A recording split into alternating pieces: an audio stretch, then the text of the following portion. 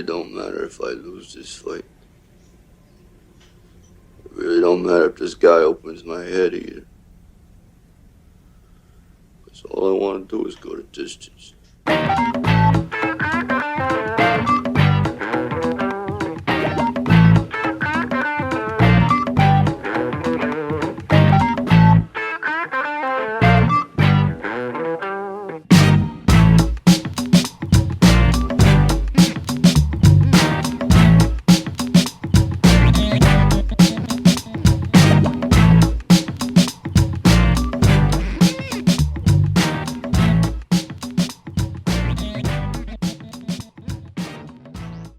Hello and welcome to episode 84 of the Mark and Me podcast. As always, I'm your host Mark. Joining me on today's episode is Mike Kunda. This is an actor and star of the documentary The Pretender, which in my opinion has been one of the best films I've seen over the last couple of years. This is an absolute honour to have him on today's podcast and I can't wait to share this episode with you. As you know, with true typical Mark and Me fashion, I do like to touch base and talk about the last episode. So I was joined by the actor Daniel Webber. I want to say a big thank you to everyone that tuned in and the amazing feedback that this episode received. It was such a good interview, very short, but the feedback I got was even though it was a short interview, everyone got to still learn a lot about this actor. And again, I've spoken to Daniel and he really enjoyed the episode too, so thank you very much for that. But back into today's episode, as I said at the start, I'm joined by Mike Kunda. I was lucky enough a couple of years ago to take my dad for his 80th birthday to New York. He's never really been further than Spain on a plane before. I think we went to Portugal when I was a kid, but that was about it. And he always said to me one of his dreams was to go to New York. He wanted to walk down the street and be able just to eat a hot dog off the side of the streets. So we took him, and it was just me and him, and while we were there we met up with my good friend Ben from Skip to the End. And while we were there, I wanted to try and get as much done in that week as we could. So I took him to New Jersey, but the big surprise for his actual birthday was to take him to the Rocky Steps. One of my dad's favourite films of all time is Rocky. I grew up watching all the Rocky films again and again, so the VHS nearly had worn out. It was literally the film that was always on, but I never got bored, and it's that film I associate with my childhood and those amazing nights with my dad just cheering on Rocky and falling in love with these films and the boxing behind it. So while we're there, I thought I wanted to surprise him, take him to the official Rocky tour. Now, this is where I first met Mike, and he blew my mind. Such a nice guy, and such a, you know, when you just meet someone, you warm to them straight away and feel like you've known them. It was that sort of experience for me. Mike is an absolute legend. Since talking to him, he's met with Sylvester Stallone many a times. He's now got the film out of The Pretender, which in my opinion is one of the best documentaries, and it's available on Amazon, and you can see it on iTunes and all the normal sites. But what was really important is the time he gave to my dad and how welcoming we really were. It was just the moment we got off the bus into Philadelphia, he was there. We surprised my dad. He had no idea we were going on the tour. We got to go to Adrian's pet shop, Mickey's gym, all around the sort of town of Philadelphia. The city was absolutely beautiful, and it was just one of the best days of my life. And to see my dad and his reaction was incredible. When I came back, I thought I really wanted to get this guy on to this episode. I really wanted to talk to him more. And obviously with the release of The Pretender, I thought what a great time to speak to him and find out what he's been up to over the last couple of years. So this is my opportunity to sit down and talk with Mike and share with you some of those stories and experiences. So here's my interview now with me and Mike Kunda.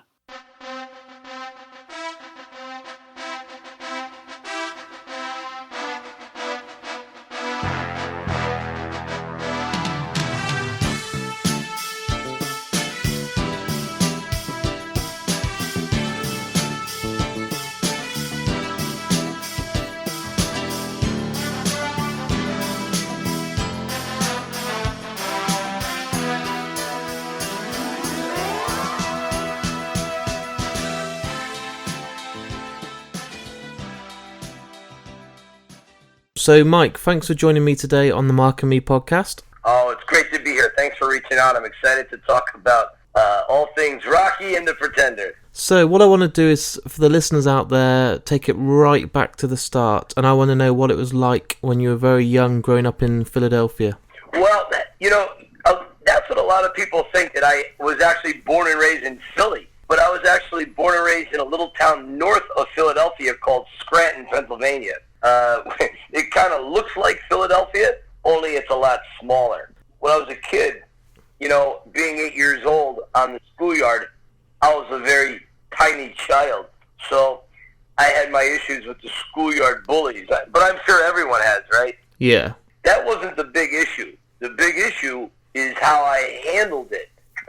You see, my first heroes were the Lone Ranger and Zorro. I was never satisfied watching them on TV. I had to literally become those heroes.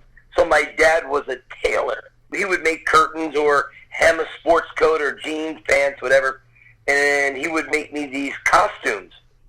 And on the weekends, I would go running around my neighborhood dressed as these imaginary heroes while the other regular kids were playing sports or hide and seek, whatever kids did at that age.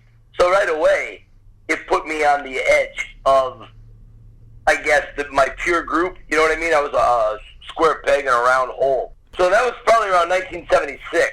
I guess about maybe the following year, my mother, she bought me a Superman Halloween costume.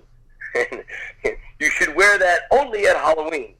But I wore it underneath my school clothes because I thought it might give me some type of super emotional strength. I knew I wouldn't fly or bend steel with my bare hands, but I thought instead of crying or running away from the bullies, I might be able to, take them on. But I was incredibly off on that assumption because on my way to school, the local schoolyard bully saw what looked like a hump on my back because I would wear it under the school clothes. So I looked like Quasimodo. He would then rip my shirt, the cape would fall out, and everyone would see my S on my chest. So, I'm standing there kicking the dirt, and you could imagine kids don't understand that type of emotional depravity. So I was cast further on the fringe of my peer group. Well, when I was 11 in 1979, it was February, my father told me about a movie that was going to be playing on television that night. It was a movie called Rocky. It was about this guy who was Italian. He was a boxer, and maybe my father thought I could pick up a few tips how to deal with these schoolyard bullies. And, at that age, when your parents talk, you pretty much listen to them because you assume they know everything. We sat there, my mother, my father, my brother, big bowl of popcorn, sitting on the floor in front of one of those old wooden 19-inch console floor TVs. There was a black screen, and then I heard ba ba ba ba ba ba ba ba ba ba ba, and the big white letters come across the screen, and I felt literally dormant DNA in my body come to life. I could feel this vibration through my veins. Later, I would understand there was a word for this, inspiration, and but I didn't understand what was happening to me at the time. I watched the movie, all 2 hours. I'm completely blown away. I go to bed that night, and I grab my gray sweatshirt, and I write in magic marker on the back, Italian Stallion, just like Rocky did. Because like Zorro and the Lone Ranger, I've got to become this character now. I wore it to school the next day, and nobody really noticed it except the teacher did. And back in those days, back in the 70s, teachers could slap you, harass you, insult you. Today, if they did that, they'd lose their teaching license, go to jail, $1 million fine. I mean, it would be a huge scandal. So, anyways, he calls me up to the class, and he asks the class, is this the correct way to spell Italian Stallion? Apparently, I had spelled it incorrectly. So not only was I a fool for dressing like Superboy and the Lone Ranger, but I was also an idiot because I couldn't spell. So you can imagine recess on the schoolyard.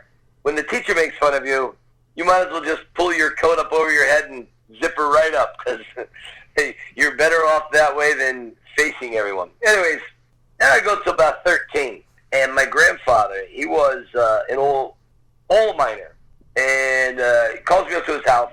He had heard of another fight I got into, and so he says, Mikey, I got something for you.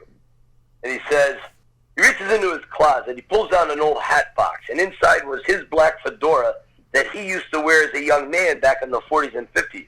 So I put it on, and it fit. And then he gave me his old black leather jacket that was remarkably like Rocky's. But my grandfather, he clearly knew I needed to become the hero. I needed to become who I was worshiping at that time. And when I looked in the mirror, sure enough, I said, "Oh my God, Grandpa, I'm Rocky." He goes, "You know what, Mikey?" He goes, "You kind of are." He goes, "You kind of do have a Rocky look here, but you know, if you're going to wear this in the neighborhood, if you're going to wear it to school, you gotta learn how to throw a punch." And I guess it was around this same time where I had signed up quite psychotically on my end. I had no business doing this, but I signed up for a local wrestling match. It was like an intramural city type of thing. And so I made this little team there. I think my weight was probably, I don't know, 120 pounds, 105, whatever it was, 130 pounds at the time. And every day I'd train and practice. I'd wrestle with these kids that were, you know, far more suited to the sport than I was. Now comes the day where I have to go and wrestle. My father and my brother come down. My mother had to work. It was at my local high school. And we go down to the high school, and my match isn't until like 1 o'clock. My father and brother hang around till about noon, and then they say, "Okay, you're not going to wrestle till 1, so we'll come back down. We're going to go back to the house and get something to eat." So I watched them leave. I watched them go out the doors of the gym. I look at the clock. It's just like, you know, 5 after 12 or whatever. Next thing I know, I find myself walking home. And it was shortly after my father left, and I walk in the back door, and my father goes, "What's going on?" And I said, "Oh, no, they moved up my match. They pinned me. Done. Quick." But I didn't look at him. I kept my head down. And he goes, "What are you talking about? What do you mean here, Mike?" And I said, I told him again. And he goes, "What really happened?" And I was prone to crying at this time. Whatever it was, I would just break down and start crying. So I told him I was so scared that I didn't want to go back and get humiliated and lose in front of all these people. Because if it's one thing I knew, I was sure to lose. Well, my father gets down on one knee and he looks at me and he goes, "Listen," he goes, "you could do one of two things." He goes, "You can stay here." He goes, "Not a problem." He goes, "I'm going to love you no matter what." He goes, "Or you can walk back to that high school, the three of us, and you can wrestle. You followed through with this. You said you were going to do it. You gave your word, and now you got to do it. So you tell me." And there was nothing out of my mouth. And then he said one more thing. He goes, "Mike," he goes, if you run now, you're going to run the rest of your life. In one form or another, people are always going to come after you. So you gotta step it up. What do you want to do?" So we go back down to the gym, and I've got about 10 minutes to go for the wrestling match. And I get on the mat, and the first time I didn't do too well the first round. Second round, did a little bit better. The third round, I was really going a lot harder. I had built up a little bit of confidence in the few minutes I was wrestling, and the team kind of were hanging around me saying, "Oh, Mike, there you go, Mike, flip him over, flip him over." Sadly, I did not flip him over, but it didn't matter whether I won or I lost. The point was is that I had gone back, and I guess you could say I manned up. I realized I had committed to something, and I suppose when you commit, you really shouldn't walk away. You know what I mean? Amazing. Absolutely awesome. That's basically my entrance into the Rocky world and how it affected me as a young kid. As I got older, I would take many more lessons from Rocky. But I think the biggest one early on is one I think hardcore Rocky fans have digested, and it's become part of their DNA. You know, Rocky knows the night before the fight, he goes to the Spectrum, and he says, he sees Mr. Juergens there, and he says, "Mr. Juergens, the pulse is wrong." "What do you mean?" "Well, I wear white pants with a red stripe." And Juergens takes a puff of that cigar, and kind of like a real cocky jerk, he blows it out and he goes, "It doesn't really matter, does it? I'm sure you're going to give us a good show." Rocky realizes at that moment he's just the butt of a cruel joke. So he goes home and he sits in the bed with Adrian. And again, if anyone is a halfway decent Rocky fan, they know the mythology of this scene. They were literally pulling the plug. The director said, "Nope, we're done. There's no more money. That's it." And Sly said, "No, you don't understand. This is the movie.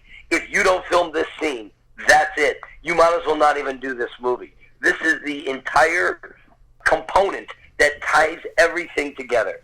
And they said, "Okay, you get one shot at it. One shot." So they plug everything back in, and Stallone actually told me he drank this heavy molasses type of bourbon. They didn't get drunk, but he got it to where he felt very warm so he could get into that type of thing. Yeah. So he lays back on the bed with Talia Shire, and they yell action. And then, of course, we see the true meaning. Rocky knows he doesn't have a chance of winning. He knows that. He's not going to be fooled by that. He's aware of his own limitations. But he also knows he thinks he has something a little bit special, something that Mickey had alluded to much earlier, because you have the talent to become a good fighter. And I think when someone recognizes that in us, I think that was one of the main reasons why Rocky had done so well and resonated so deeply. Anyways, Rocky tells her no one's ever gone the distance with Creed before, and if he could go that distance and seeing that bell rings and he's still standing, he'll know for the first time in his life he weren't just another bump in the neighborhood. And to me, a massive light bulb went off above my head. And I think, that's it. That's me. I don't think I'm ever going to be good enough at any one thing. But what if I try? What if I just try at something? But the problem was I never really had the passion about anything to try at it, except for Rocky. That was my passion. I literally wanted to be Rocky. But as you and I know, there's only one person who's Rocky, and that's fictitious. He's an actor. Rocky's not even real. So I ask you, how in the hell could I possibly become Rocky? And at what age are you at this point? All right, so right now, I'm probably going around. Well, I pretty much got that the night I saw Rocky. That was it. That was what I had walked away with at 11 years old. Yeah. And it had just been percolating inside for, maybe 4 years. Now around this time, I'm like about 15 years old, and I'm wearing the hat and coat in school. I had a some type of a run-in. Wasn't really a big deal. You know, fights at that age, it's not like you're throwing 3 jabs and uppercut dancing around. You know, it's not like the movies. No. It's like 2 guys who really don't know how to fight. They're spitting, pulling each other's hair, spinning each other around, ripping their shirt, maybe a kick or a punch here or there. And so I didn't run. I didn't begin crying like I had earlier. I don't think I really won the fight, but I didn't run away. And so now I've discovered like I said, I'm about 15. I've got the hat and coat. I'm walking around my high school and dressed like Rocky, and I've discovered a brand new species on the planet: girls. Yeah. Oh my God, girls, the greatest thing on this planet by far. Well, it's up there with toilet paper. So women are just amazing, and to have a good one by your side to back you up through life, I can't think of a greater honor than to have that. So my first date I went on was to the sophomore winter dance, and I didn't know really what to do. I hadn't been on any dates. So I brought a box of chocolate for the girl, and the girl was a severe diabetic. So that didn't really work out well. Great start. So, yeah, great start. Just brilliant. So in the spring, I asked another girl. I was working at a grocery store. It was kind of like in the center of the city, and so a girl from another high school was working there, and I asked her to the spring dance, and she said, yeah. And so I said, okay, no chocolate this time, flowers. Girls like flowers, I'm going to bring flowers. Well, turns out she was asthmatic, and she went into a full-fledged attack right there on the front porch, so I didn't go to that dance either. Anyways, a few years later, it would be about 1989, I was 21 years old, and I was in Burger King's parking lot, and I ran into my wife, Sue, who was not only good friends, but her first cousin, Joe, was my best friend. So, still is to this day, I suppose. So, anyways, it was literally at that point that fat little cherub was on a cloud a few hundred feet above us, pulls back his bow and shot an arrow through the back of my head, came out my forehead, and impaled my girlfriend at the time, Sue, who I would later marry. So Cupid nailed us on the very first meeting. I think you were cursed at the start. Yeah. That was it. I maybe Cupid had felt bad for me. Maybe he was like, oh man, I really screwed up with this guy. I got to make up for it. So. And they say third time lucky, don't they, mate? Yeah, exactly right. Exactly right. So, we've been together 30 years, and, I'm a lot of work. It's like she comes home from work and Rocky's on. And she's like, can we watch like a Julia Roberts movie? Or, is there like something happening? I don't know, maybe with Hugh Grant. Can we watch something else other than Rocky? So, if you want to survive, that's one of the things is compromise. You know what I mean? Then you stick on Copland or Rambo or something else. yeah, then we go right to Copland. I said, look, Annabelle Sciorra's in Copland. Come on, let's watch that. You got the Terminator, right? From T2, Robert Patrick, right? There you go. You've got Harvey Keitel, Ray Liotta. She loves Ray Liotta, so come on. No, something non-Stallone. Okay. All right. I could give you 12 billion stories, but that was the nucleus. That's how it all came about. Years later, my life would change drastically.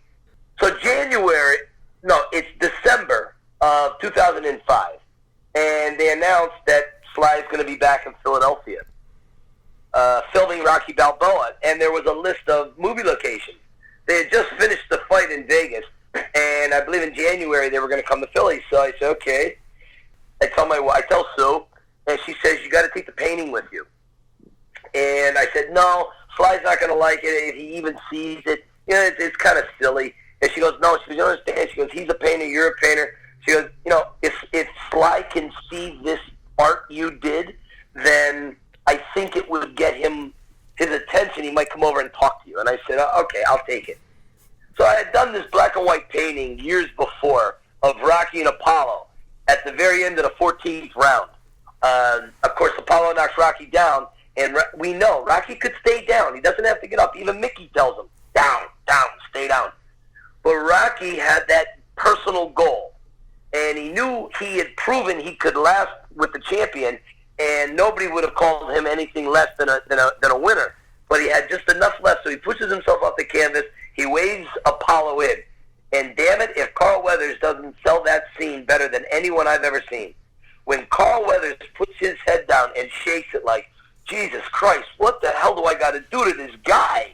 He's not stopping. And then it cuts back to Rocky, and he waves them in again. Like, this is incredible. So Rocky's got that awkward stance back and forth. He's got his left hand a little lower maybe than what he should. And his eyes are nearly swollen shut. And, of course, Apollo's ribs are really hurt. And he comes in protecting that, and he throws a punch, misses, and Rocky shoots up those uppercuts. My God, that was just an amazing scene. And then you have the beautiful Going the Distance by Bill Conti. I mean, could you imagine? This hits me all in one nucleus. Like, I can't, I've never to this day seen its equal in that moment in any movie anywhere. So I decided to paint that. And it's right after the ref breaks them up. Apollo is still hunched over, and Rocky's backed away. That's pretty good. And so Sly gets on site, and he sees it. And he goes right over. And he goes, oh, my God. He goes, did you do this? I said, yeah. And I explained very briefly what it meant to me. And he goes, may I hold it? So he takes it out of my hand, and he's feeling the paint, the raised brush strokes. And it was kind of weird at first, but then I remembered, well, Sly's an artist. You see, I have a little bit of skill. I painted a cool scene from a movie. But Sly, when he paints, he gets a bone saw, cracks open his chest, he takes both his hands, spreads his ribs open, he reaches in, he grabs his heart, he slams it on his canvas, and then he does like a Jimmy Superfly Snuka from the top rope, and he comes down with his elbow on his heart and smashes it into the canvas. Stallone paints with passion and purpose. I just painted a cool scene. He's appreciating it. Yeah. But it is kind of weird because he's taking his fingertips and stroking them over the paint strokes of Rocky and Apollo's naked upper torso. So it's a little weird. But, you know, he's an artist, so I took it all in stride. Anyway, he said, "You know what you have here?" And I said, "No, I didn't know what he meant." And he goes, "You've captured the heart and soul. You've captured the very nobility of Rocky." And in my mind, I was just like, oh my God, this is beyond anything I could have hoped for. So on the off chance that my wife was right, I took a silver Sharpie with me, and I asked him to sign it, and he did. And he goes to hand it to me, and then he pulls it back, and he says, "You know," he goes, "I don't ever want to see this on eBay. It's better than that." And it really, he had given me a Rambo snarl, actually. But he then put on a big happy face.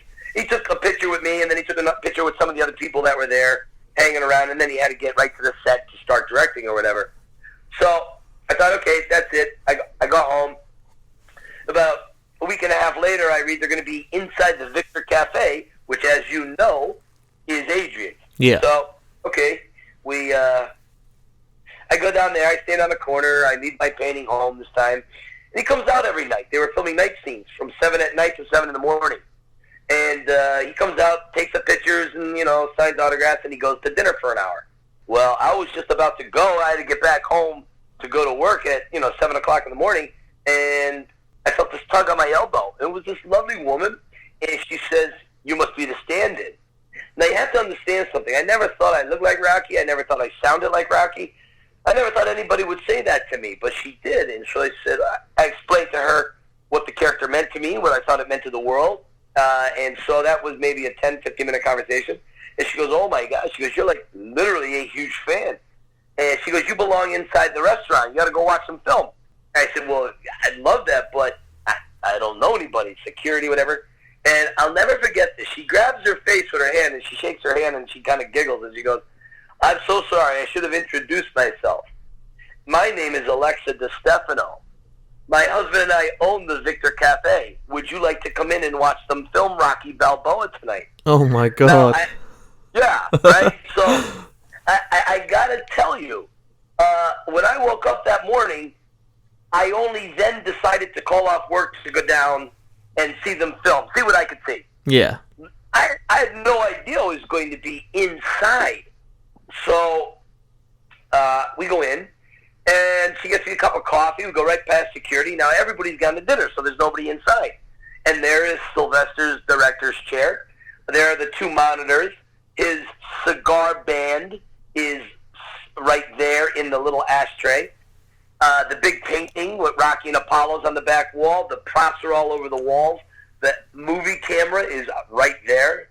And anyways, we talk a little bit more. Next thing you know, an hour goes by. Sly comes back, sees me, doesn't know how he knows me, but he knows me. So he just does the, "Hey, guy," that type of thing, and he waves. Now he goes to the center of the room. And he's wearing the burgundy blazer that we see him in Balboa.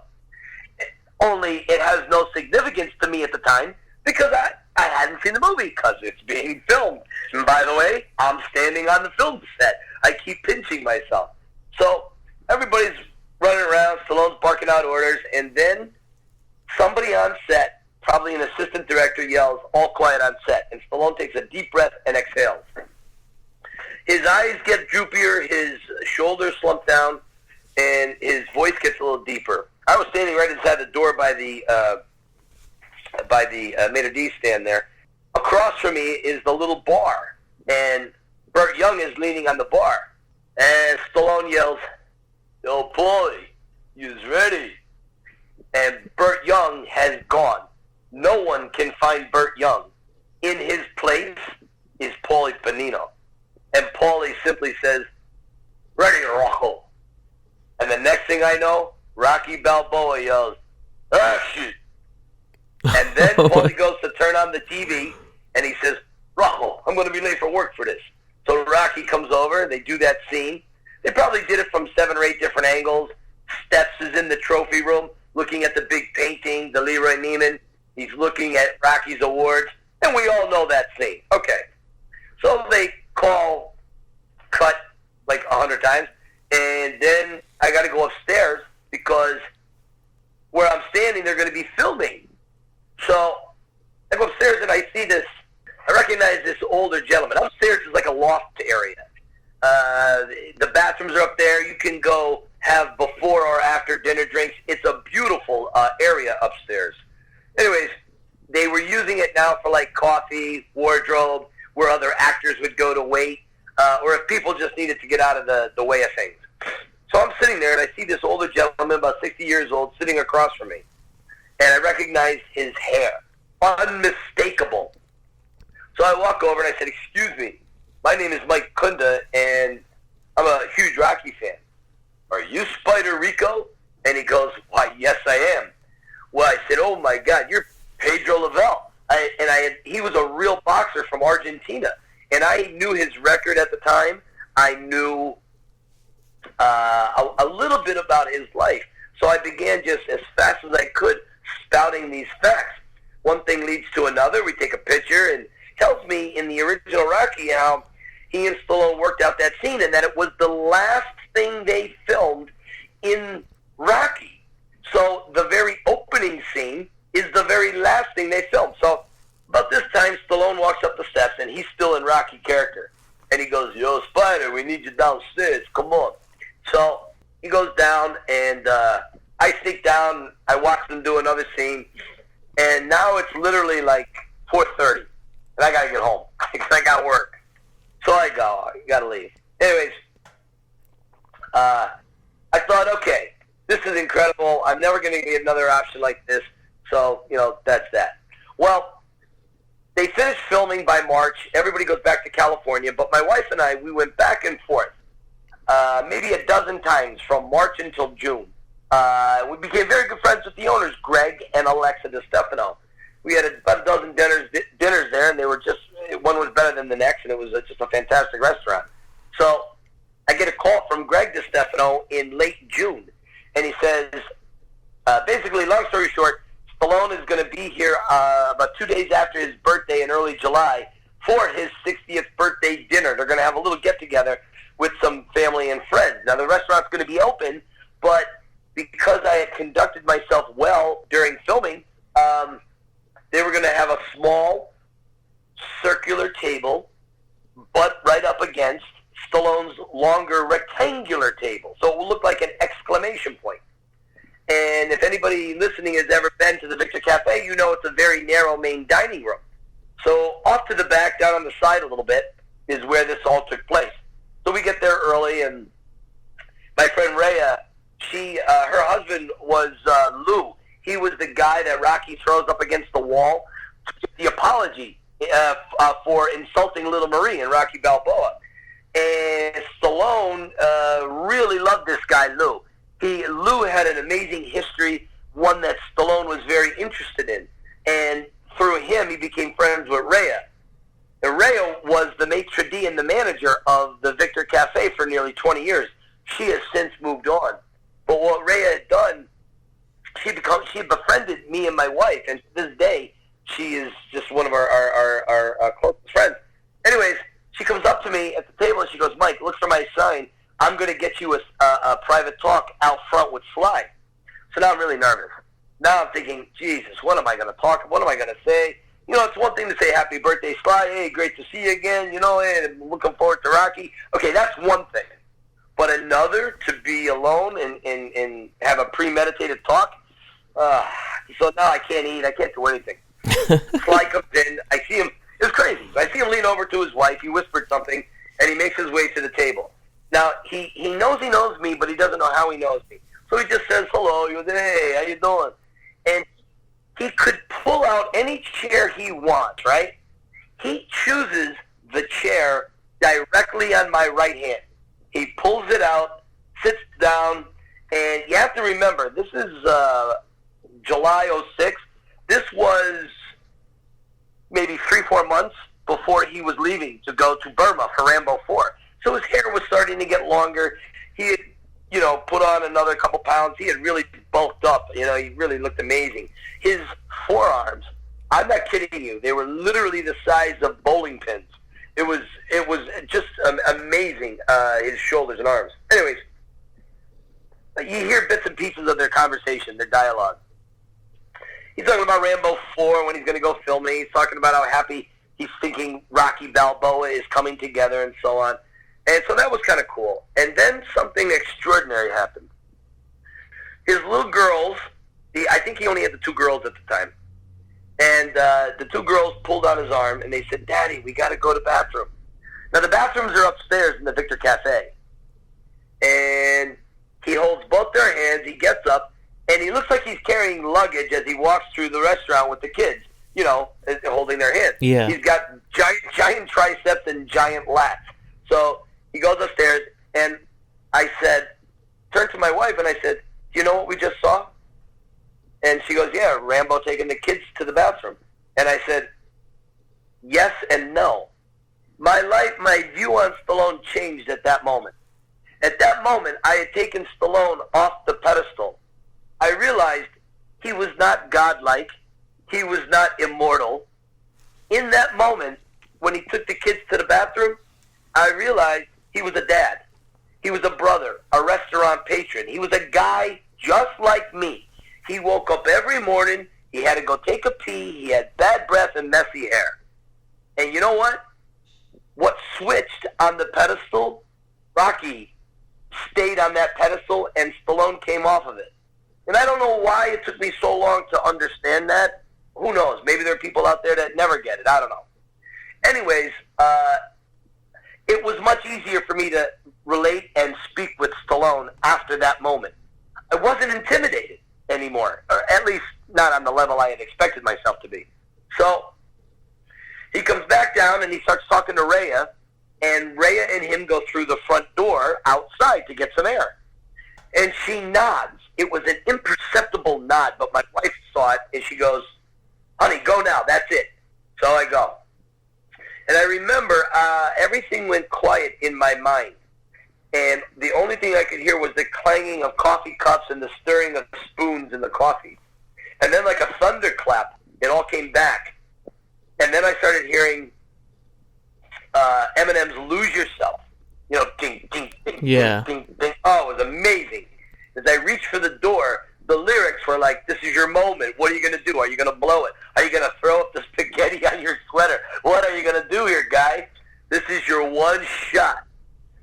I had no idea at the time I would have about 100 shots with Sly, but I thought this would be my only one. So I go out, and Rhea, she was like the queen of the evening. She says, "Sly, you remember my dear friend Mike Kunda from filming?" And he goes, "Yeah, sure, of course I do. How you doing, Mike?" And he really didn't. Not yet. He was being courteous. But you can tell when someone remembers you and when they don't. Yeah. So, yeah, so no problem. I mean, he's Sylvester Stallone. He meets a lot of people. Anyways, she goes inside, and it's just me and Sly standing there. So, I told him that I had just seen the trailer the night before for Balboa, and it was great. We talked about the fan reaction in the theater. And then he began telling me about how Adrian was alive in the original script of Rocky Balboa, and how he found the restaurant, why he had to kill Adrian off, what it had meant, what Talia, how she felt about it. And so my wife is watching through the window. She sees we're getting along. And we're animated, our hands were moving, whatever. And so she comes back out and she goes, "Sly, if I don't get a picture of you two together, my husband is going to kill me." So he goes, "Sure, Mike, come on." He goes, put our arms around each other. We do the boxer's fist up. And she takes a couple pictures, and she goes back inside. And at that moment, as the door closed, she never heard this. But Stallone points, and as Rocky, he says, "Yo, Adrian." I was like, oh my God. This is going to sound kind of dirty, but he just "Yo, Adrian" my wife, and that was like the greatest thing. I couldn't wait to tell everybody at when the family comes in for Christmas or the next barbecue or whatever. So I have 5 seconds now. Now just picture yourself standing there, and you're not saying anything, and you're with Stallone. And Stallone's thinking, "Oh man, he's gotten awful quiet. What do I do here?" 1001, 1002. 5 seconds go by, and I said, think of something, think. And the only thing I could think of is, Mike, why don't you do Rocky? Do one of your Rocky lines. I'm sure Sylvester never heard Rocky lines from other people before. So I did, and he liked it. And then we went back and forth for probably 7 or 8 minutes. We were each, as Rocky, quoting Rocky lines to each other in front of Adrian's restaurant. I tell you, it was one of the most amazing moments, non-family related, in my life. So he goes, wow, he goes, you do a pretty good Rocky. He goes, you really do look like me 30 years ago. He goes, you ought to do something with that. And I said, what do you mean? He goes, you ought to get a hat and a coat, get like a hustle, like a Rocky look-alike thing for tourists. And I go, like an Elvis impersonator? And he smiled at that, Okay. I don't know why he said that. I thought he was just being kind. So that went in one ear and out the other. And then he backs up from me. And he rubs his chin and he goes, he goes, when we were filming up at Little Marie's house, there was this guy, and he had this black and white painting of Rocky and Apollo. And I slapped my chest so hard. I said, Sly, that was me. And he snaps his fingers and he goes, that's how I know you. He goes, when I came into the restaurant tonight, he goes, I leaned into my wife and I told her, I said, I think this guy sitting down there at the table is connected with the owners or something. He goes, I know I've seen him before. And so that painting got me on the radar because my wife had suggested I bring it, back in the wintertime. So, okay. They bring out we go back inside now. The owners bring out this big cake. The entire restaurant sings happy birthday to Rocky and Rambo. It's crazy. He goes back to having conversations, and at the end of the night, we shook hands, and that was that. So I've now just been to Paris. Now I have to go back to the farm and milk the cows. Yeah. Okay? Yeah. So, okay, no problem. I can do that. I was glad I had that moment in time with a guy who created a character who influenced my life beyond anything. But that was it. It was done because I had been working in retail, corporate America, and I barely graduated high school, Mark. But I never went to college. I really wasn't that smart for college. Anyways, I hated my job. I hated where I was at. It was a very ugly, dark time working there, and I would have done anything else, but I wasn't qualified for anything else, or so I thought. I reading the local newspaper about a week later. It's early August now. I'm reading the city of Philadelphia is sponsoring a Rocky and Adrian look-alike contest, National Rocky Look-alike Contest, okay?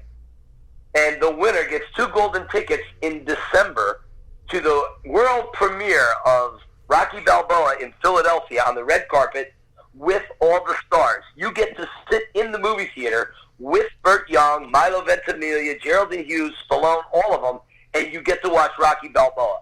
And then you get to go inside the Philadelphia Museum of Art for the after party with the stars.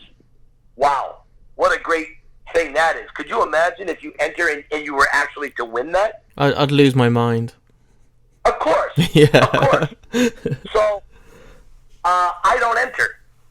I was too afraid because even though all these things Stallone had said to me, all the times I walked around my neighborhood as a kid with my grandfather's hat and coat on, with a Walkman on, mumbling the Rocky lines, repeating them, repeating the scenes, knowing all of the trivia, despite being what I consider myself an aficionado in that area, I declined to enter the contest because I don't want to be humiliated. I couldn't stand to lose. If what I love so deeply, Rocky, if I was attached to some event and I came away a loser attached to Rocky, I could never live with myself.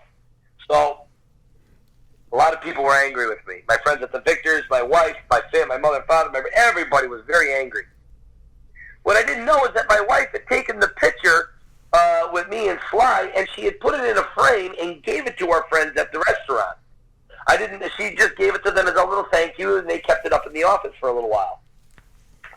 So a couple weeks go by, and I get a phone call from the contest officials. And they said, is this Mike Kunda? Yeah.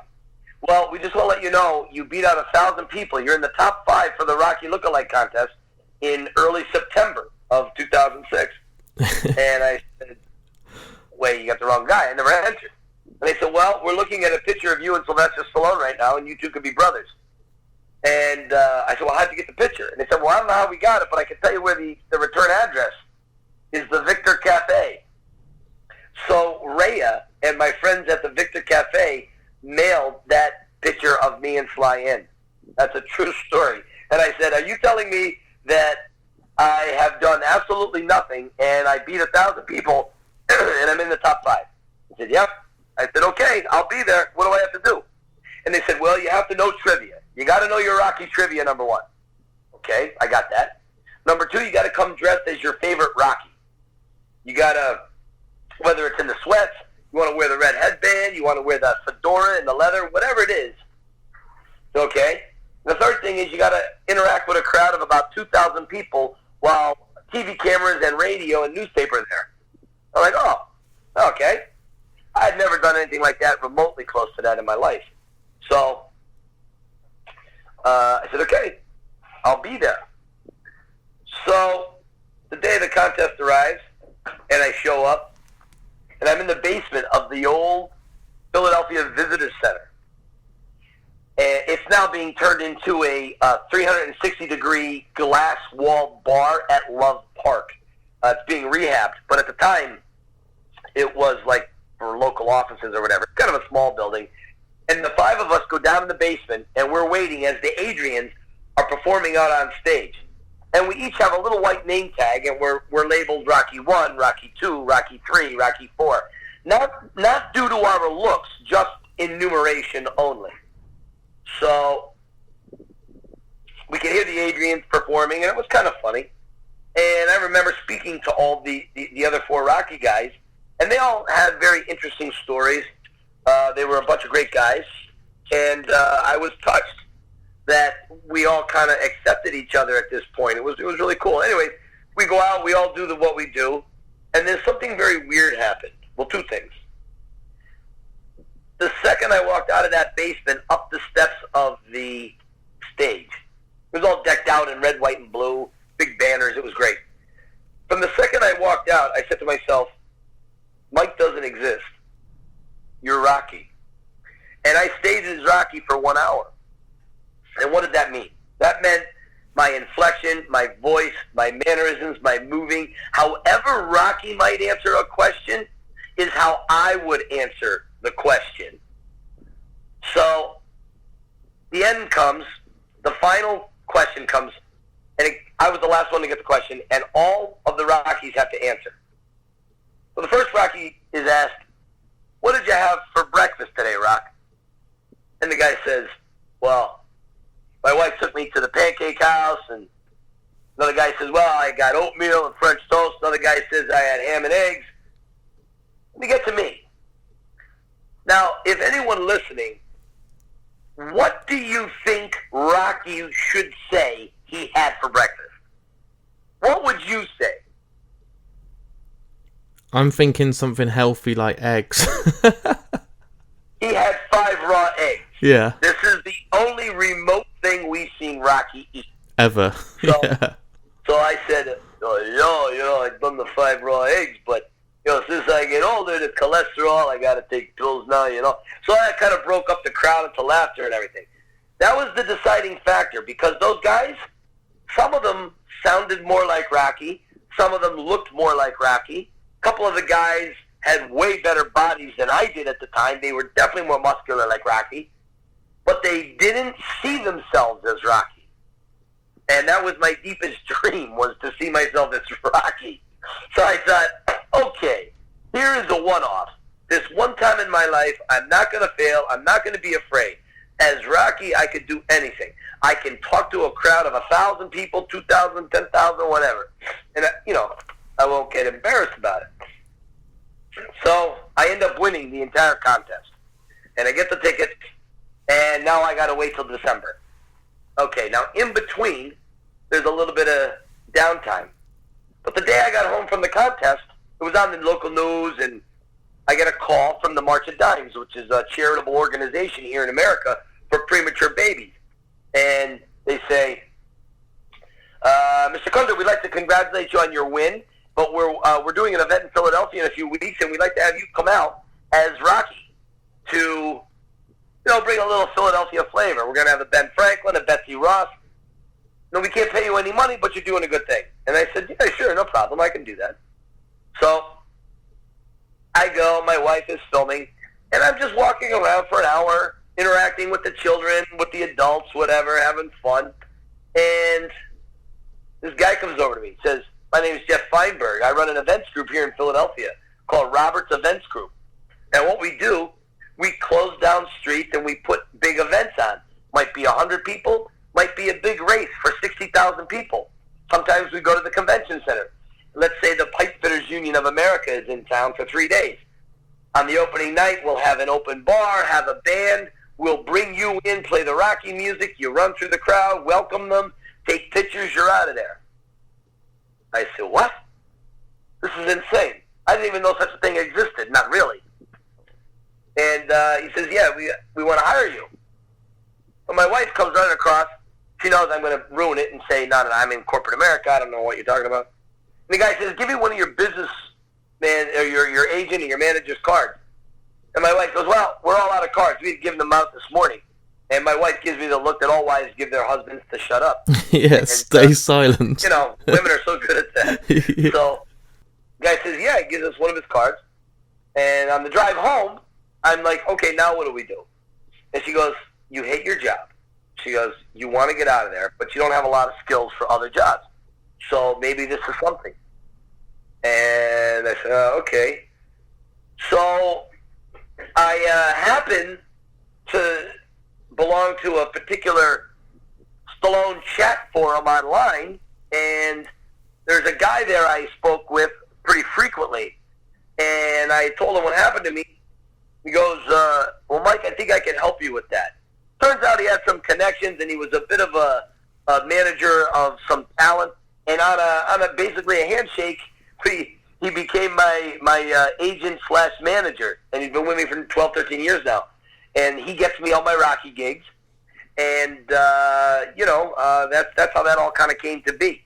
It's amazing. It's crazy. It's just, the dream came reality, and that doesn't happen. Most people sit at their office job or their retail job, and they're just sitting there going, that's just a dream. That's not ever going to become reality, is it? You are saying exactly what millions of people across this planet say to themselves every goddamn day when they go to work. You hear about it, but it's never you. It's always somebody else. It's like someone in Gary, Indiana, or Poughkeepsie, New York, or, somewhere out in Montana, or out in, somewhere in the UK or in Australia, somewhere that isn't anywhere near you. And so, okay, so most of us, we just keep going through life. But what really is the definition of luck? To me, luck is being prepared. What do you practice at? What have you worked at? What have you honed when opportunity T-bones with your practice? You're ready. You're ready to apply yourself. So, because I had practiced Rocky so much as a kid and a young adult, it was all there. I hadn't done it in a little while, but it was all there. The knowledge was in my mind, okay? And then the opportunity at the contest comes along, and I took advantage of that.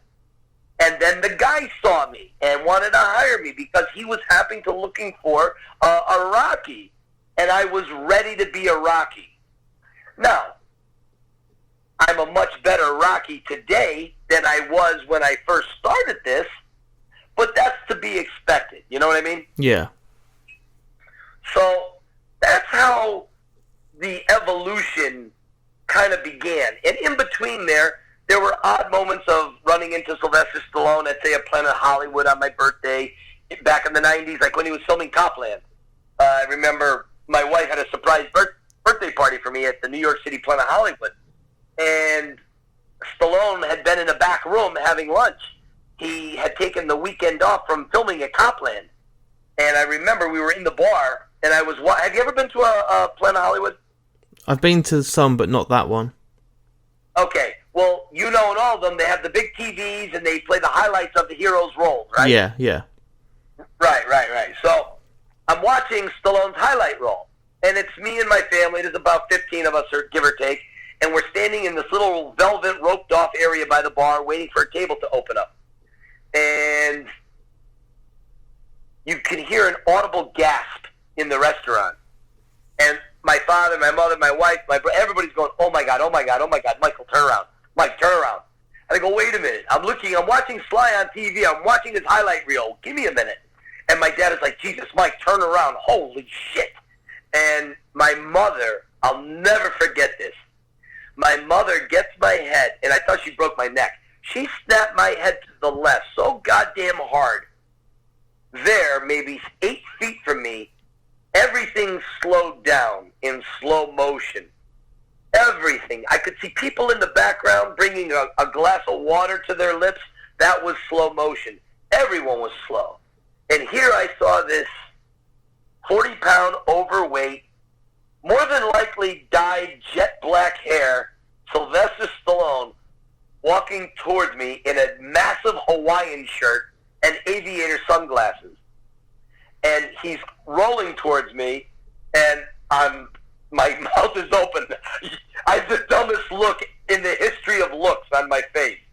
And I'm looking at it. I could hear muffled behind me, my family, pushing me and screaming, tell him it's your birthday. Mike, it's Rocky. Mike, it's Stallone. Come on. And I couldn't move. I was frozen. And I simply uttered, Sly, you're the greatest. I was thoroughly humiliated after yelling that. And he got about 10, because that's so lame. And he gets 10 feet past me. He takes his aviators off and he goes, oh, thanks. And he walks out the door into the limo and he's gone. Now, my father at this point had regained command of his limbs because he was a little starstruck too. He hurdles over the velvet rope. He runs down the Planet Hollywood hall, opens up the door, and starts yelling to this, it's my kid's birthday, Sly, and the limo's pulling off, you know. So there's a picture somewhere, I think it's in my book, there's a picture of all of us in that very Planet Hollywood, like 5 minutes later, and the waitress took a picture, and you could see I'm crying. I couldn't believe it. I totally geeked out, fanboyed out. It was so humiliating. And when I think to where I am now with Sly, yeah, it's very humiliating, and I hope to share that story with him again soon. So then, at this point, you've obviously got an agent, you're going out there impersonating your absolute idol, but at what point did you decide to try and take this into a, you know, the official tour that you wanted to do, where you could give people that experience of visiting these iconic locations in Philadelphia? Yeah, so the deal with that was, in 1989, my wife, she was my girlfriend at the time, we're watching Rocky on VCR, and I pause it, and I say to her, hey, let's go down to Philly and check out some of the Rocky sites. Now, you have to remember, I'm living in Scranton, Pennsylvania, which is about an hour and a half northeast of Philadelphia. So she says, you know, we really don't know these locations. Now, I had just seen on public broadcasting, I had just seen a documentary on Philadelphia. And in this documentary, they showed the elevated train tracks, okay, that we see so prominently in the Rocky series. And they said they were in this part of town called Kensington. So there was no computers, no cell phones, no Google Maps, nothing. And I get a regular map, and I pause the VCR on all the neighborhood scenes. And I grab my Polaroid camera, and I take maybe 30 Polaroid pictures of what was on the TV. Now, you have to remember, back then, when you paused a VHS tape, you didn't get clear quality. It was shit.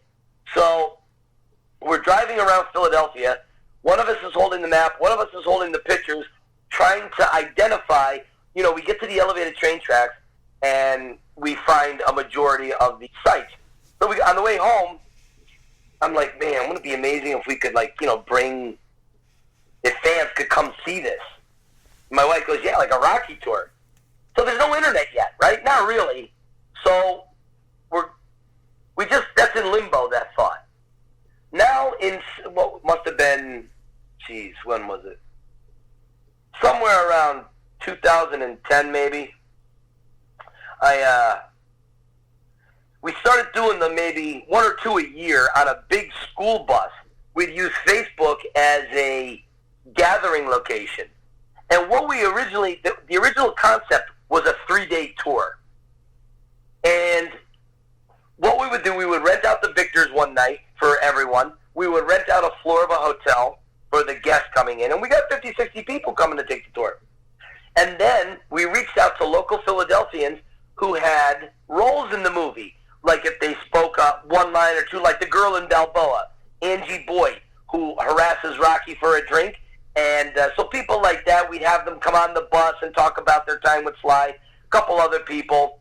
And the tour would be an 8-hour tour, and then Sunday morning we'd go the Rocky steps, and we'd have a Rocky run up the steps. And whoever won, they got a 2-foot-tall statue of the Rocky statue that was given to us by the Schomburg family, who Tom Schomburg is the man who made the Rocky statue, who I'm proud to say is a good friend of mine. So anyways, that was in the beginning. But my wife came to me and said, Mike, we're losing a lot of money here, so we got to find another way. And that's what we did. We decided about 2 years after that to buy a small minivan and make it private tours. And we're able to take people, we pick them up at the hotel, and we take them around to all the filming locations inside of 3.5 or 4 hours. And what I do, I share this portions of the story I've told you and many other things that have happened after what I told you. How Stallone and I became friends, and the people in the Rocky universe that I had meetings with and had taken stories, and I can now apply that to when we're driving around on the tours. So that's a real bare bones version of how the tours became the tours. But you must have never imagined it to become, the highest rated on TripAdvisor. You never must have imagined that, you have to book in advance because it's so busy. Like, I remember when I came over and bought my dad for his birthday. You remember his face, I do. It's insane. I do. It's one of the stories I include from time to time on my tours with people, because I remember the look on your dad's face, and your dad was a little older gentleman, and people ask me, what's the age group that I get? And I tell them it's anywhere from 7-year-old kids to, guys in their 80s. And I remember talking about your dad and just how much fun it was to see it through his eyes, which was remarkable. So when we started, I had my wife and I, we don't really travel a lot. And at least we didn't back then. And I didn't know what TripAdvisor was. And this guy named Claudio from Italy, he's one of the Pope's Vatican guards, came with his family to take a tour. He had heard about me, and by this time I was doing private tours. But he must have heard something on Facebook or whatever. So he takes the tour, he loves it, he has an excellent time, and he says, Mike, he goes, 2 things for you to build on. Everything is great. He goes, 1, you got to get a website. He goes, you got to get it out there so people can find you. And number 2, he goes, for people to feel safe with you, you got to start getting on TripAdvisor. And then he explained what TripAdvisor was. And I took his advice. And a couple weeks later, he was the very first person to leave a review, an excellent review. And I think when I debuted on TripAdvisor, I don't know, I was in the 60s or 70s. I don't know what it was. And now, we, just like you said, we are the #1 tour in Philadelphia out of about 84 tours via TripAdvisor. And it's quite an achievement. Now, I don't know if I'll stay there. I mean, who the hell knows? But I've been there for, I don't know, half a year now or better. And I never could have imagined. And then booking. I went from doing 5 or 6 of these a year to doing about 25 or 30 a month. And recently, last April actually, Sylvester got a picture of me and him in front of the Rocky statue as I was dressed as Rocky with him punching me in the face, and he decided to endorse me and the Rocky tour. And he said some very kind things on that post about me. And I then jumped to maybe 100, 120 requests a month. But obviously it's just me and my stories in the van, and I can only take 7 people. So I have to, and they're private tours. I don't mix. No. You know what I mean? I keep it separate. That's one of the things I firmly believe is special and unique about this tour. And so I can't give a lot of tours to a lot of people. So in a way, it's really awesome what Sly did, but in another, it's like there's so many fans left that I can't give tours to that I try to fit in throughout the year, but it's almost impossible. So to your question, no, never in a billion years did I ever think that little boy, 11 years old, sitting with my parents watching Rocky on that little 19-inch wood console TV on the floor would get here, let alone become friends with Sly and get the meetings I have that I've had with Sly. Like after he endorsed me, I said, Jesus, I got to thank him. So we go on. I'm on set. My friends at the Victors, they bring me down for Creed 2, and we watch Sly and Drago, Rocky and Drago, go at it in the restaurant. It was an amazing moment. I mean, it was like it was breathless how we were all seeing Rocky and Drago for the first time since 1985. It was so goddamn amazing. Anyways, they took a break, and Sly goes outside. I go out. I see him standing on the side of the wall, and I say, "Yo, Sly," smoking a big cigar. I said, "Yo, Sly, Mike Kunda from the Yo Philly Rocky Film Tour." And he takes he inhales a little bit on the cigar, and he blows the smoke up in the air. Now he's leaning against the wall, wearing the Rocky hat, wearing the very clothes he's filming with, okay? And he goes, "Yeah, I know who you are."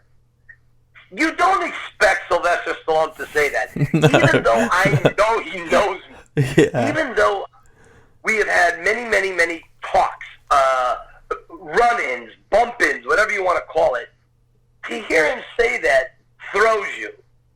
So I said, "Listen, I just want to thank you for what you said, for putting that tweet, the Instagram out there."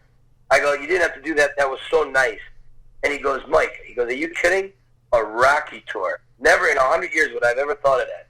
He goes, "That's amazing." He goes, "Tell me more." So I told him a little bit more about it. And he goes, he goes, "I like knowing." He goes, "I'm not going to be around forever." He goes, "And I like knowing fans are in your good charge of the character." He goes, "The passion you have for that character is," he goes, "that makes me feel so good." He goes, "I just want people to know about you, to come take your tours and to share these stories." So you could not have given me a bigger punch to the heart than that. Because, I know it's Sylvester, but he's dressed as Rocky, and Rocky is my idol. And so therefore Rocky is telling me this. So you do, I'm going to sound like a fanboy here, but you go a little weak in the knees in that moment because, again, you don't ever expect this interaction to ever happen. I never even dreamed it would. You dream maybe you write a good script and you're on the Oscar stage accepting an Oscar for the best original screenplay, and maybe Stallone hands me the Oscar. That was the extent of my dreams, okay? Yeah. Never did I think it would be this titanic. So we spoke for the better part of 45 minutes or an hour, and about halfway through, Sly says to me, "Hang on a second, Mike, you got your phone, right?" And I said, "Yeah." He goes, he turns to his assistant, Sarah Paterno, and he says to her, "Sarah, why don't you take Mike's phone and video me and him talking? We'll talk about Rocky, whatever, and then, Mike, you could put this on your website to help you with traffic." Okay. Yeah. Sure. Why not? Now, I don't know exactly how much Sylvester Stallone charges for advertising, but I've read estimates that it's anywhere from $3 to $7 million to do a vodka ad, to do a car commercial, that pen commercial, and here he's doing it for free. So I'm like, Jesus Christ, this cannot get any more bizarre. So you can see the 3 minutes and 30 seconds that were filmed if you go to my front page of the Yo Philly Rocky Film Tour website. You can see he and I speaking there, for those of you that think I'm full of shit, because I guarantee there's people out there thinking that. And so you can go see it. I've seen it. I've watched it, dude. It's awesome. I've seen all your Facebook updates, the steps when you're having your photos taken together, the video footage of you punching each other. It's amazing, man. It's awesome. It's crazy. It really is. You know, never in my wildest dreams did I think that. So, you know, Sly and I are talking really like off the record type stuff, you know, and it's stuff that I have written down in a file so I won't ever forget what he told me. But, you know, some things you just keep to yourself. But I can tell you, one thing we both we can both say is that I said, Sly, you know, the person that sold being punched the best was Carl Weathers. When you... one of the scenes that comes to mind, there are two scenes. In Rocky 2, in the last round, where Rocky's hitting him in the body with those body blows, and Apollo's leg keeps kicking out from in back of him, it was so natural the way Carl sold the strength of Rocky. And then in Rocky 4, now Dolph Lundgren is a large guy, a strong guy, but I don't think he's Drago's strong. So Carl Weathers has to sell being thrown around the boxing ring like a rag doll.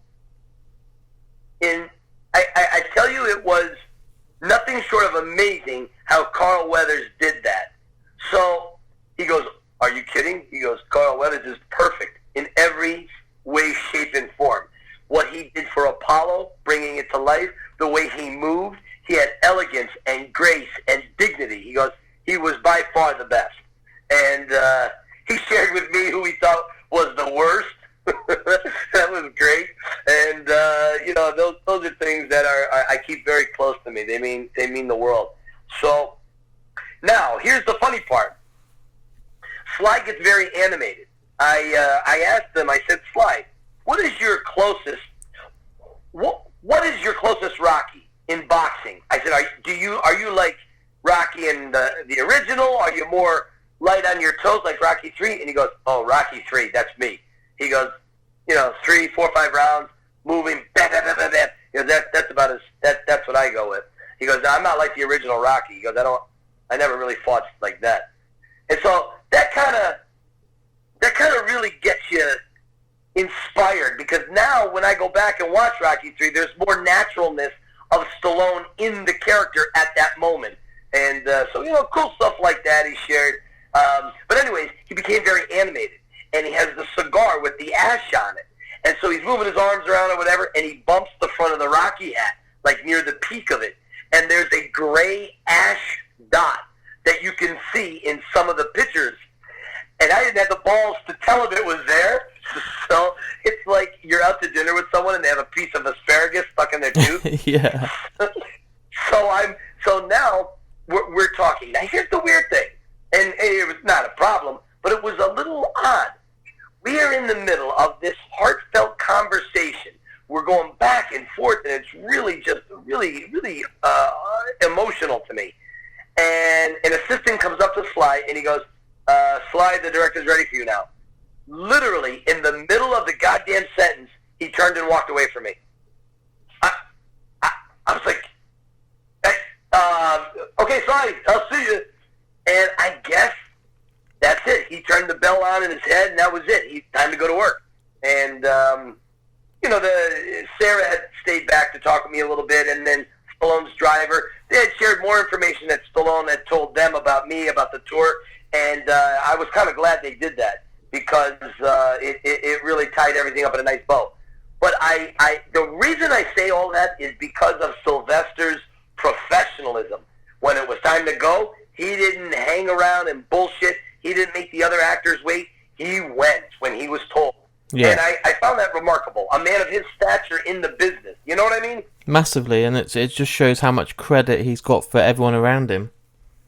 Exactly right. That's the perfect way of putting it, because everyone's time is very valuable, not just the kingmaker. So, anyways, that was pretty amazing. And then just recently, I saw Sly out in Los Angeles when we got invited by the Beverly Hills Film Festival out there to play The Pretender, and it was really well received. And it was just a happenstance meeting with Sly, and we had a nice little chat there, and it was a good time. Although I got to tell you, I got no love for Los Angeles or Hollywood. Not my kind of place.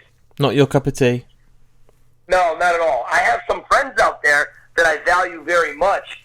A dear friend of mine, Claude, another friend, Lisa, and another guy that grew up very near my hometown, Todd, who actually, by the way, Senaponte is his last name. He was Van Damme's stand-in for maybe 20 years. Nice. Yeah, nice. Anyways, so, I miss those guys. The three of them are really great people, but, I don't like Los Angeles. Not my thing. So, Mike, you just mentioned the reason you're there, and this is what I want to finish today's interview on, is because of The Pretender. Now, this is the next level. So we've heard these great stories about how you've been on set of these films, you've had time with your absolute idol, he's now a friend, but then to have a movie made about your life, that's not just getting the Oscar, that's winning a few Oscars that night in your dream, isn't it? And Stallone handing you them all. That's mind-blowing. Yeah, you're right. How did this come about, mate? Okay, so during 2006, when I was standing there with my painting, waiting for Sly to show up on set, in the freezing January cold, it was like 9 degrees out, there was another guy there, and he was from Detroit, and he had really olive complexion skin, really dark Italian guy with this big Fu Manchu, and he had this skull cap pulled down really low. And I remember thinking, I thought he was like Latino at the time or something. And we just started talking. We just hit it off, a very natural friendship. And his name was Jim Toscano. And he was a filmmaker from Detroit. He's probably about 10 or 12 years younger than me. And he was in town for business, and he wanted to see some of the filming with Balboa, and he did. And he began following me and my exploits online as I would update things or whatever. And he said one day, he goes, Mike, I've always wanted to do a Rocky project. But, I don't know what I'm going to do, but, I think we could do something with you. Maybe we'll do like a 5, 10, 15-minute little thing, and that'll be that. So he flies out to Scranton, and, he follows me around for a couple of days. We do a tour. He's there with the camera or whatever. And he soon realized this was a little bit bigger than what he had thought. So to capture everything, you'd have to do like a 10-hour miniseries. And it was too big of a project. So he thought, instead of how I got here, why not do a little documentary on why I got here? Why? And he found a beautiful story underneath a bigger story. It was nothing short of miraculous and impressive on his end. So him and his team worked on this for the better part of 5-6 years. They put it all together. And then they hired the music. And I think the first guy they hired, they weren't too happy with. Then he hired another guy. And this guy nailed it. I have a copy of the soundtrack that I listen to almost every day. And I can tell you, when you have a soundtrack based off of yourself with your name on it, Mike's theme song, my God, could you imagine what we could all accomplish in life if we all had our own theme music inspiring us to, keep moving forward when we don't think we can? And so we never thought the movie was going to get done because this was a labor of love. Jim has kids and a wife, a wonderful wife, Lucia, and a couple of kids. And so he's got to bring home the money. And every once in a while, he'd be able to work on the documentary. And then something happened. You'd have to ask him. I'm not sure. Something happened on his end that kicked everything in. And he put it all together. And then we had a premiere in Detroit about a year and a half ago. And then last April, we had another premiere in Detroit when they went. It was really great. That's what started the film festival circuit. And I can't even begin to tell you how many film festivals we were at. We were at one over in Manchester, in England, over in the UK. And, you know, we won awards at almost all of them, and we got a lot of standing ovations. So we now knew this thing had legs. And the Beverly Hills Film Festival invited us out. Out of 4,000 films that get entered to the Beverly Hills Film Festival, they chose ours. Like, I don't know, 137 films get chosen, and our little film, The Pretender, just this simple, like, there's little budgets, and then there's no budgets. There was no budget for this movie, and people seem to really like it. But the reason why I think it's successful and why I think people like it, it's like a Rorschach test where you are in your life. It's not necessarily about me. You see the loving, supportive wife. You see the worried parents. You see the brother who understands what the older brother's going through as this Rocky impersonator thing that begins to take shape. So you kind of can come away with a few different messages from it.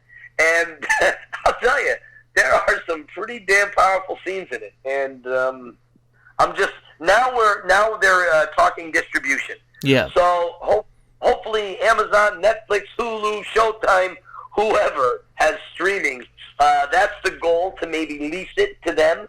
And someday we'll be walking down the aisle in Walmart, and there will be the copy of The Pretender on the shelf. And I can truly say I made it. My last question for you today, and I think if anyone can answer it with the most sincerity and the most, heart, is going to be you. So you were that kid growing up that got bullied, and you turned it round, and you found your superhero, and you created a different person for yourself, a better mindset, and you've come out the other end. But what advice do you give to those people that are listening that are being bullied, or their kids are going to be, going through bullying at school? What advice do you give them to come and kind of give them hope and get them out the other end? Talk about it. Don't keep it locked up.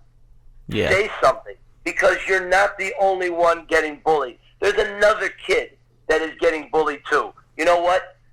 Go. Talk to them. Reach out to that person. There is safety in numbers. I'm not talking about you gang up on the bully and beat him up, because quite often bullies at home, they aren't really bullies. They're acting out because they are being abused at home.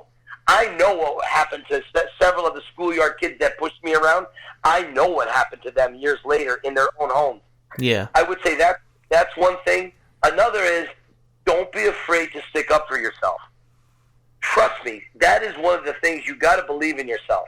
It took me decades to believe in myself, and I came from a very good family. I have a very loving wife. It's something inside us. It's a tick. It's a switch that was never turned on, and I was lucky. I had parents that loved me, and I found solace in Rocky. Rocky truly is my best friend. When I tried out for high school football, I just barely made the team. I was third string. He sat on the bench with me when I never got called into any game. He was the one that was by my side. And even though it feels dark, I swear, just reach for the light. You'll hit the switch. You will be able to persevere. But it really is about perseverance. It really is. Obviously, Mike, I really appreciate your time and coming on the podcast today. And I don't just want to thank you for coming on the podcast. I want to thank you for 2 years ago in Philadelphia for my dad's birthday, because the listeners out there may have seen some of the pictures, but it was his 80th birthday. We surprised him, and you gave him memories that he talks about every single time I see him. We talk about going outside Mickey's gym, visiting Adrian's pet shop, and walking around Philadelphia. And honestly, you gave him an experience that money couldn't buy. You've given him memories, and it's brought me and him closer than we could ever dream of. Wow, that's amazing. No, I thank you because I got to talk with him and learn about his life and what his experiences were. So, my God, thank you, and please give my best to your dad. I hope he's, doing well, and wow. So thank you. So there it is. There's my interview with me and Mike. A much longer episode than my last few, and that's a good thing. It means we weren't limited and only had so many questions to ask. We could talk and just be ourselves, and I believe that me and Mike could have talked for easily another 10 hours, and to hear some of those stories about Sylvester Stallone and how much of a great guy he is just amazing. To see The Pretender now doing so well, to see the tour going and selling out all the time and being absolutely busy as ever, it's everything that I could wish for Mike, and I think he'll go on and do even more and more, and he's someone that I class as a friend now, and that's something that's so important to me and my dad. If any of you listened to any of Mark and Me or skipped the end in the past, you'll know that my absolute hero in my life is my dad. I am so inspired by him every day, and he is my role model. I look up to him every single day, and this episode is a tribute to him and an absolute dedication to him. I love him more than absolutely anything, and I know that when he listens back to this, he'll really, really enjoy kind of the experience of the Rocky Tour coming back to him. He's always looking at the photos, and Mike gave us a day that we will never ever forget, and for that I'm absolutely in debt to you for the rest of my life. It's a gift that is absolutely priceless and means more to me than absolutely anything, so thank you. I really hope all of you guys out there have enjoyed the episode too today, and will check out The Pretender. Like I said, it's on Amazon Prime, or you can pay for it on iTunes and all the different services. Just go on and type in The Pretender movie on Google, and all the links are there. It's such a good documentary and such a good film, and I urge you all to go and do that. If you like today's episode, you know what to do by now. Go on markandme.com. On there's my Facebook, my Instagram, my Twitter, or my email. Let me know what you think. I'll retweet you. Share your thoughts. I'll share them with Mike. And I'll be back in a week's time with a brand new episode. I'll speak to you all then, and thanks again for listening.